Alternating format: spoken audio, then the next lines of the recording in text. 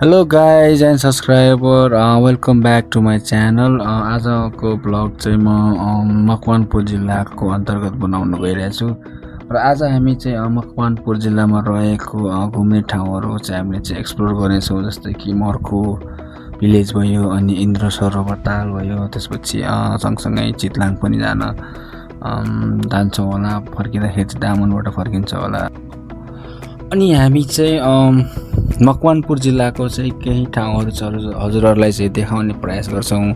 जस्तो कि अहिले चाहिँ हजुरहरूले हेर्दै हुनुहुन्छ मकवानपुर जिल्लाको एकदमै प्रसिद्ध ठाउँ भेडा फार्म, अनि अरू मोहनी झरना पनि छन् मकवानपुर जिल्लामा मर्खु भिलेजमा। हामी त्यता पनि जाने प्रयास गर्छौँ यदि मौसमले र समयले साथ दियो भने चाहिँ।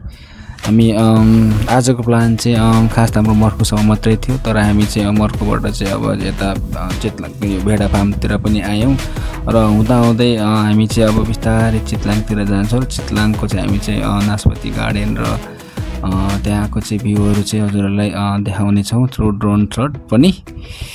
हेर्दै गर्नुहोला, भिडियो अन्तिमसम्म हेरिदिनु होला।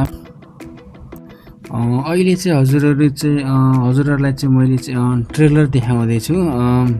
पुरा भिडियो चाहिँ अब केही दिनमा पछि म युट्युबमा अपलोड गर्छु र एकदमै धेरै नै राम्रो ठाउँ नेपाली चाहिँ हामी चाहिँ घुम्यौँ र मलाई चाहिँ कुन भिडियो हालौँ कुन भिडियो फालौँ जस्तो चाहिँ एकदमै कन्फ्युजन भयो र म एकदमै अलमलमा परेँ। यो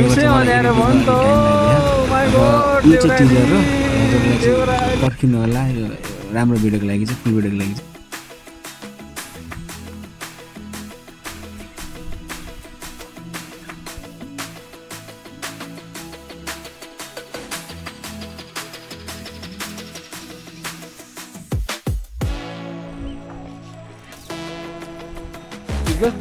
Guess the place. कुन ठाउँ होला यो? Is this Switzerland?